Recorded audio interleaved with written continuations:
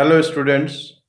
आज हम BSc first year organic chemistry की जो सेकेंड यूनिट स्टीरियो केमिस्ट्री या त्रिविम रसायन है उसका फोर्थ पार्ट डिस्कस करने जा रहे हैं। स्टीरियो केमिस्ट्री के अंतर्गत ऑप्टिकल आइसोमेरिज्म क्या होता है, उनका एब्सोल्यूट और रिलेटिव कॉन्फ़िगरेशन क्या होता है, किस तरह से हम R and S configuration assign करते हैं, किस तरह से हम D and L configuration assign करते हैं, रेसिमिक मिश्रण क्या होता है, मीजो रूप क्या होता है, एनेंशियोमर्स क्या होते हैं, डायस्टीरियो आइसोमर्स क्या होते हैं, उसके बारे में डिस्कस किया था।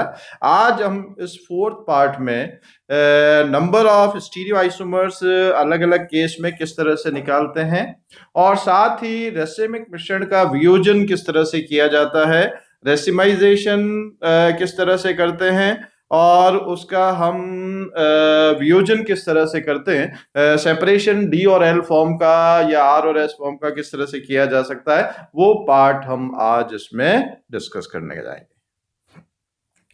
नंबर ऑफ स्टीरियो आइसोमर्स यदि हमें निकालना है, त्रिविम समावयवों की संख्या जिसमें ऑप्टिकल आइसोमर्स हैं जिसमें एक से अधिक असममित कार्बन हो। अब ये एग्जाम्पल जो है ये है 2,3 डाई ब्रोमोब्यूटेन का। 2,3 डाई ब्रोमोब्यूटेन एक यौगिक है जिसको हमने यहां पर दर्शा रखा है। इसमें ये कार्बन नंबर 2 और कार्बन नंबर 3 ये दो असममित कार्बन है, 2 asymmetric carbon atoms are present. तो जब एक से अधिक असममित कार्बन होता है तो उसमें नंबर ऑफ स्टीरियो आइसोमर्स जो है वो 2 टू द पावर n के द्वारा दी जाती है, जहां n क्या है, नंबर ऑफ किरैल कार्बन या असममित कार्बन की संख्या जो है वो n है। और ये फॉर्मूला कब एप्लीकेबल होता है, जब उसमें कोई भी एलिमेंट ऑफ सिमेट्री, कोई भी सममिति तत्व उपस्थित ना हो यौगिक में, तो ये होता है। यानी कि जो दो असममित कार्बन है दोनों असमान है, तो उस केस में नंबर ऑफ स्टीरियो आइसोमर्स ये फॉर्मूला से निकाल सकते हैं। जैसे उदाहरण के तौर पर 2,3 डाई ब्रोमोपेंटेन है,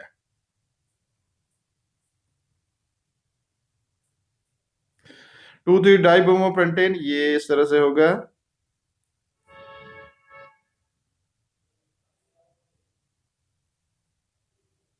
ये 2,3 डाई ब्रोमोपेंटेन है, तो इसमें भी दो असममित कार्बन है, कार्बन नंबर 2 और 3। तो इसमें number of stereo isomers 2 to the power 2 यानी कि 4 होंगे। और इसमें यदि हम अंतर देखें तो क्या होगा, एक जगह CH3 की जगह क्या हो जाएगा, C2H5 हो जाएगा, बाकी सारा कुछ सेम रहेगा। तो अब इस केस में 4 स्टीरियो आइसोमर्स पॉसिबल होते हैं। पर जब हम 2,3 डाइब्रोमोब्यूटेन का केस लेते हैं तो उसमें जो दो ये असममित कार्बन है दोनों आइडेंटिकल हैं, समान है। इसमें तो असममित कार्बन अलग अलग थे, यहाँ पर मैथिल था जबकि यहाँ पर एथिल था, तो इसलिए जो दो असममित कार्बन थे वो डिफरेंट थे, असमान थे। पर यहाँ पर दोनों असममित कार्बन सेम है, आइडेंटिकल हैं, जिन पर जो परमाणु या परमाणु के समूह जुड़े हुए हैं चार, वो सेम है। तो अब इस केस में यदि हम देखें तो इसमें ये 2 टू द पावर n वाला फॉर्मूला लागू नहीं होगा। क्यों? क्योंकि इसमें यदि ये दो हम केस देखें तो इसमें ये सममिति तल, प्लेन ऑफ सिमेट्री प्रेजेंट है, क्योंकि ये तल अणु को दो बराबर भागों में विभक्त कर रहा है जो कि एक दूसरे के समतल दर्पण प्रतिबिंब है। यहाँ Br की जगह Br आ रहा है, यहाँ H की जगह H आ रहा है, यहाँ CH3 की जगह CH3 आ रहा है। ऐसा ही जो है वो इस वाले केस में है। तो इसमें प्लेन ऑफ सिमेट्री या सममिति तल उपस्थित है। तो ये जो रूप है ये रूप मीजो रूप के नाम से जाना जाता है। और ये जो मीजो रूप है ये प्रकाशिक रूप से अक्रिय होता है, ऑप्टिकली इनएक्टिव होता है। और क्यों ऑप्टिकली इनएक्टिव होता है?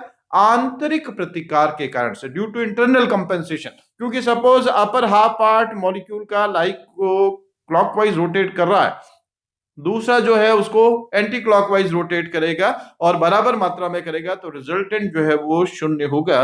तो ये जो मीजो रूप है जिसमें कि प्लेन ऑफ सिमेट्री प्रेजेंट है वो प्रकाशिक रूप से अक्रिय होता है और आंतरिक प्रतिकार के कारण, इंटरनल कंपेंसेशन के कारण होता है। तो this molecule will have only 3 stereo isomers, एक तो ये वाला, एक ये वाला, और तीसरा मीजो रूप जो है वो होगा। तो इसमें 3 स्टीरियो आइसोमर से संभव होंगे, जिसमें प्रकाशिक रूप से सक्रिय ऑप्टिकली एक्टिव तो 2 होंगे और मीजो रूप जो होगा वो ऑप्टिकली इनएक्टिव होगा। तो इस तरह से हम अलग अलग केस में नंबर ऑफ स्टीरियो आइसोमर्स जो हैं वो निकाल सकते हैं। अब रेसिमिक मिश्रण, रेसिमिक मिक्सचर और मीजो रूप दोनों क्या होते हैं, दोनों में क्या अंतर होता है। जैसे ये उदाहरण के तौर पर ये कंपाउंड दे रखा है, ये 2 अलग अलग आइसोमर्स हैं, एक ही कंपाउंड के ऑप्टिकल आइसोमर्स हैं, और ये जो रूप है ये आर रूप है, ये जो रूप है ये एस रूप है। इसमें 2 असमित कार्बन है, ये वाला और ये वाला असमित कार्बन है, 2 असमित कार्बन है, ये आर रूप और ये एस रूप। तो इन आर और एस का बराबर बराबर मिश्रण, यानी कि 50-50% मिक्सचर, ये जो है ये मिक्सचर रेसिमिक मिक्सचर के नाम से जाना जाता है। इसको हम रेसिमिक मिश्रण कहते हैं और ये प्रकाशिक रूप से अक्रिय होगा। और क्यों अक्रिय होगा?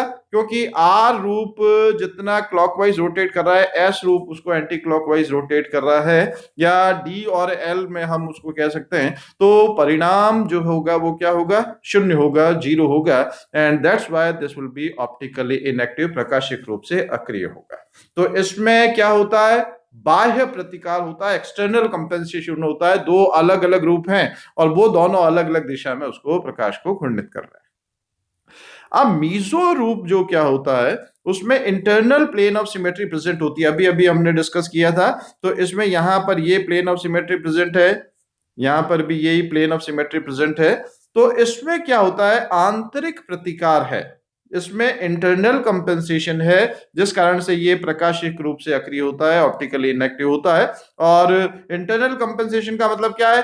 एक half part suppose clockwise rotate कर रहा है, तो दूसरा हाफ पार्ट उसको एंटी क्लॉकवाइज रोटेट कर रहा है। तो इसलिए ये जो मीजो रूप है ये आंतरिक प्रतिकार के कारण से, इंटरनल कंपेंसेशन के कारण से ऑप्टिकली इनएक्टिव होता है। तो दोनों में फर्क है। रेसिमिक मिश्रण तो डी और एल का बराबर बराबर 50-50% मिश्रण होता है, जबकि मीजो रूप जो है उसमें प्लेन ऑफ सिमेट्री प्रेजेंट होती है with in the same molecule, आंतरिक प्रतिकार के कारण वो ऑप्टिकली इनएक्टिव होता है। अब रेसिमाइजेशन या रेसिमीकरण क्या होता है?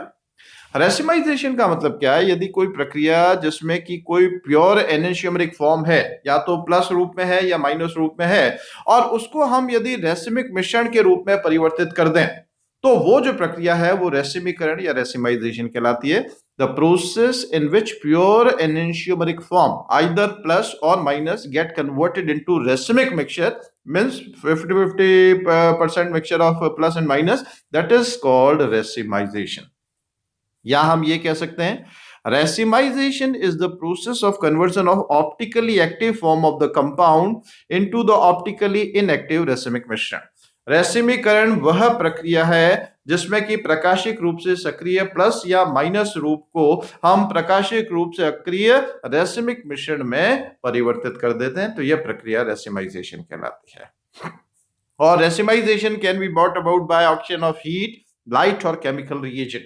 ये रेसिमीकरण क्रिया जो है वो यौगिक को गर्म करने पर हो सकती है, प्रकाश में रखने पर हो सकती है, या किसी रासायनिक अभिकर्मक या केमिकल रिएजेंट के प्रोसेस में हो सकती है। एग्जाम्पल के लिए इसमें दे रखा है, हम +1 क्लोरो 2 मिथाइल ब्यूटेन लें। ये 1 पे क्लोरो है, 2 पर मिथाइल सब्स्टिट्यूएंट है, तो ये 1 क्लोरो 2 मिथाइल ब्यूटेन है, और इसका हम हैलोजिनीकरण कर रहे हैं। It is subjected to halogenation. तो इसका हैलोजिनीकरण करने पर जो प्लस रूप है वो रेसिमिक मिश्रण के रूप में परिवर्तित हो जाता है, जिसमें कि प्लस और माइनस जो रूप है वो बराबर बराबर मात्रा में होते हैं। तो यदि हम किसी प्रक्रिया के द्वारा जो प्रकाशिक रूप से सक्रिय समावयव है जो प्लस या माइनस के फॉर्म में है, उसको हम रेसिमिक मिश्रण के रूप में परिवर्तित कर दें जो कि प्रकाशिक रूप से अक्रिय होता है, तो यह प्रक्रिया रेसिमीकरण कहलाती है। Now next part is resolution of racemic mixture. Racemic मिश्रण का वियोजन। रिजोल्यूशन ऑफ रेसिमिक मिक्सचर या रेसिमिक मिश्रण के वियोजन का मतलब क्या है? यदि हमारे पास रेसिमिक मिश्रण है जिसमें कि डी और एल या प्लस और माइनस रूप बराबर बराबर मात्रा में है और उसको हम ऑप्टिकली इनएक्टिव रूप डी और एल में अलग अलग पृथक कर दें, सेपरेट कर दें, तो ये जो प्रक्रिया है ये रिजोल्यूशन या वियोजन प्रक्रिया कहलाती है. The separation of individual optically active component either D or L from the racemic mixture is known as resolution. Or it is the process of separation of racemic mixture into its two pure enantiomers, that is D and L. This is known as resolution. तो racemic मिश्रण से हम D रूप और L रूप को यदि पृथक करते हैं तो यह प्रक्रिया जो है रेसिमिक मिश्रण का वियोजन कहलाती है. Resolution involves the separation of D form and L form of racemic mixture. अब इसमें मेथड्स क्या क्या है? मैकेनिकल सेपरेशन है यानी कि यांत्रिक विधि है, बायोकेमिकल सेपरेशन है यानी कि जैव रासायनिक विधि है, केमिकल मेथड यानी कि रासायनिक विधि है, और सेलेक्टिव एब्जॉर्प्शन जो कि क्रोमेटोग्राफी विधि है. तो ये चार विधियां हैं जिससे कि हम रेसिमिक मिश्रण का वियोजन कर सकते हैं. अब पहला है मैकेनिकल सेपरेशन या यांत्रिक विधि के द्वारा रेसिमिक मिश्रण का वियोजन कैसे किया जा सकता है. ये रेसिमिक मिश्रण के वियोजन की काफी पुरानी विधि है और ये इस सिद्धांत पर आधारित है कि जो रेसिमिक मिश्रण के जो अलग अलग रूप होते हैं उन अलग अलग रूप जैसे डी और एल रूप हैं उनके क्रिस्टलों का आकार जो है वो भी अलग अलग होता है. तो इस कारण से उन क्रिस्टलों को माइक्रोस्कोप या सूक्ष्मदर्शी की सहायता से और फिर अलग अलग कर दिया जाता है. तो ये प्रक्रिया जो है यांत्रिक विधि कहलाती है और पॉस्चर ने इस विधि का प्रयोग सोडियम पोटेशियम टार्टरेट के रेसिमिक मिश्रण के वियोजन के लिए किया था. This involves mechanical separation of crystals of one enantiomeric form to the other in racemic mixture based on difference in their shapes. उनके जो क्रिस्टलों के आकार हैं डी रूप और एल रूप के अलग अलग होते हैं. Crystal of the two forms have different shapes separated by magnifying lens and forceps. This method first used by Purser for the resolution of sodium ammonium tartrate, which crystallize out in the form of racemic mixture below 27 degrees. This method is time consuming and every compound cannot be crystallized at room temperature. ये पुरानी विधि है और हर एक यौगिक जो है उनमें racemic मिश्रण के वियोजन के लिए ये काम में नहीं ली जा सकती है और ये काफी टाइम कंज्यूमिंग प्रोसेस भी है. Now next is biochemical separation या जैव रासायनिक विधि. इस जैव रासायनिक विधि के अंदर क्या होता है? रेसिमिक मिश्रण का जो विलयन है उसमें कोई भी सूक्ष्म जीव जैसे कोई जीवाणु या यीस्ट इत्यादि मिलाए जाते हैं. तो इनको मिलाने पर वो जो सूक्ष्म जीव है वो एक समावयव को पूर्णतया नष्ट कर देता है. जब एक समावयव पूर्णतया नष्ट हो जाता है तो दूसरा समावयव जो है वो बचा हुआ रह जाता है. और क्योंकि ये सूक्ष्म जीवों की उपस्थिति में होती है तो ये जो क्रिया है ये तनु विलयन में ही कराई जा सकती है. और इसका एक नुकसान ये है कि इसमें जो एक आइसोमर है वो पूर्णतया नष्ट हो जाता है. वन ऑफ द आइसोमर और one of the form is completely destroyed. केवल एक ही फॉर्म हम इसमें प्राप्त कर सकते हैं. This was introduced by Purser in 1858. This method is based on the fact that when certain microorganisms like bacteria, fungi, yeast, mold, etc. are grown in dilute solution of racemic mixture, they eat up one enantiomer rapidly than other. एक समावयव जो एक form है वो उसको completely नष्ट कर देते हैं. और for example, the mold Penicillium glycum preferentially destroys the plus isomer of racemic ammonium tartrate, leaving minus ammonium tartrate in solution. Ammonium tartrate का जो रेसिमिक मिश्रण है उसमें जब पेनिसिलियम ग्लाइकल मिलाया जाता है तो वो प्लस आइसोमर को नष्ट कर देता है और माइनस आइसोमर जो है उसमें केवल बचा हुआ रह जाता है. तो ये है biochemical separation method. Next is chemical method या रासायनिक विधि. ये जो केमिकल मेथड है ये साधारणतया अम्ल और क्षार के रेसिमिक मिश्रण के लिए, उनके वियोजन के लिए काम में ली जाती है। सपोज यदि हमारे पास किसी अम्ल का रेसिमिक मिश्रण है, तो उस अम्ल के रेसिमिक मिश्रण में कोई ऑप्टिकली एक्टिव बेस, प्रकाशिक रूप से सक्रिय क्षार उसमें मिलाया जाता है। तो वो मिलाने पर वो क्रिया करके दो एनेंशियोमरिक सॉल्ट देगा, और वो जो दो एनेंशियोमरिक या विवरिम समावयवी लवण प्राप्त होते हैं, उनकी सॉल्युबिलिटी या विलेयता अलग अलग होती है। तो विलेयता अलग अलग होने के कारण उनको प्रभाजी क्रिस्टलन या फ्रैक्शनल क्रिस्टलाइजेशन के द्वारा पृथक कर लिया जाता है, और पृथक कर लेने के बाद उनको अलग अलग उनका जल अपघटन किया जाता है। तो अलग अलग जल अपघटन करने पर एक अपघटित होकर के डी रूप देता है और दूसरा अपघटित होकर के एल रूप में परिवर्तित हो जाता है। In chemical method, racemic mixture is treated with optically active acid or base to form mixture of distereomeric salt. Due to difference in their solubilities, two salts form mixture can be separated by means of fractional crystallisation. क्योंकि उनकी वैलेयता अलग अलग होती है, तो उनको प्रभाजी क्रिस्टलन के द्वारा जो है वो पृथक किया जा सकता है। These salts are then treated with mineral acids, that is inorganic acids, or alkali to get individual isomers, enantiomer, originally active form, that is either plus or minus form. जैसे ये अम्ल का रेसिमिक मिश्रण है जिसमें प्लस और minus रूप दोनों बराबर मात्रा में है, इसमें प्रकाशिक रूप से सक्रिय क्षार हम मिला रहे हैं, तो दो इसमें एनेंशियोमरिक सॉल्ट प्राप्त हो रहे हैं। एक हो रहा है plus acid and plus base, plus acid और प्लस बेस सॉल्ट। एक में माइनस एसिड और प्लस बेस, माइनस एसिड और प्लस बेस का सॉल्ट प्राप्त हो रहा है। तो ये डायस्टेरियो आइसोमरिक सॉल्ट्स हैं। अब इनका प्रभाजी क्रिस्टलन से हमने इनको अलग अलग कर लिया। पहले मिक्सचर के रूप में थे, फ्रैक्शनल क्रिस्टलाइजेशन से अलग अलग कर लिया। इसका जब जल अपघटन करते हैं तो ये जल अपघटन के द्वारा अपघटित होकर के प्लस एसिड देता है, और इसका जब जल अपघटन करते हैं तो ये जल अपघटन के द्वारा माइनस एसिड के रूप में परिवर्तित होता है। तो ये रासायनिक विधि है। इसी तरह से यदि हमारे पास क्षार का रेसिमिक मिश्रण है तो उसमें क्या करते हैं, प्रकाशिक सक्रिय अम्ल मिला करके, और ये प्रक्रिया अपनाई जाती है। और इस विधि के द्वारा एल्डिहाइड, कीटोन, अमीन वगैरह के रेसिमिक मिश्रण को भी पृथक या सेपरेट किया जा सकता है। Now next is chromatographic separation, या इसको हम स्तंभ वर्णलेखी विधि द्वारा सेपरेशन भी इसको हम कह सकते हैं।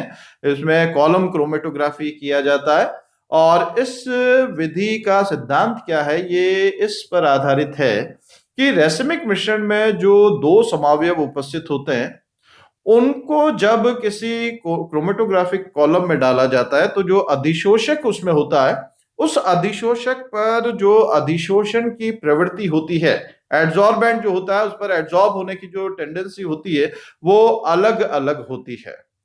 अब जब कोई कॉलम है जिसमें एड्सॉर्बेंट भरा हुआ है और ऊपर से हम रेसिमिक मिश्रण उसमें डालते हैं, तो जिस समावयव की अधिशोषण की प्रवृत्ति अधिक है वो कॉलम में ऊपर की ओर एड्सॉर्ब होगा, और जिसकी एड्सॉर्प्शन की कैपेसिटी कम है वो नीचे की ओर उसमें एड्सॉर्ब होगा। जैसे ये क्रोमेटोग्राफी कॉलम है, इसमें यहाँ एड्सॉर्बेंट भरा हुआ है। अब इसमें हम रेसिमिक मिश्रण डाल रहे हैं, तो रेसिमिक मिश्रण में जो डी फॉर्म और एल फॉर्म है उसकी एड्सॉर्ब होने की कैपेसिटी अलग अलग है। सपोज ये रूप जो है जिसकी एड्सॉर्ब होने की कैपेसिटी ज्यादा है तो ये ऊपर की तरफ अधिशोषित होगा, और ये रूप जो है जिसकी अधिशोषण की प्रवृत्ति कम है वो नीचे की तरफ अधिशोषित होगा। और इसके बाद हम क्या करते हैं, जब वो अधिशोषित हो गया तो इस प्रकार से अधिशोषण के बाद हम इनको एल्यूएंट की सहायता से, एल्यूएट या विक्षालक की सहायता से इनको अलग अलग कर लेते हैं। इसका जो है निक्षालक से एक रूप प्राप्त हो जाएगा और इसका निक्षालक से दूसरा रूप प्राप्त हो जाएगा। तो इस प्रकार से अधिशोषण के पश्चात दो समावयवों को हम निक्षालक या एल्यूएंट की सहायता से शुद्ध रूप में प्राप्त कर लेते हैं। तो ये है क्रोमेटोग्राफी विधि द्वारा किस तरह से हम डी रूप और एल रूप रेसिमिक मिक्सचर से सेपरेट कर सकते हैं। तो ये है रेसमिक मिश्रण के व्यूजन या रिजोल्यूशन ऑफ रेसमिक मिक्सचर के मेथड। Thank you.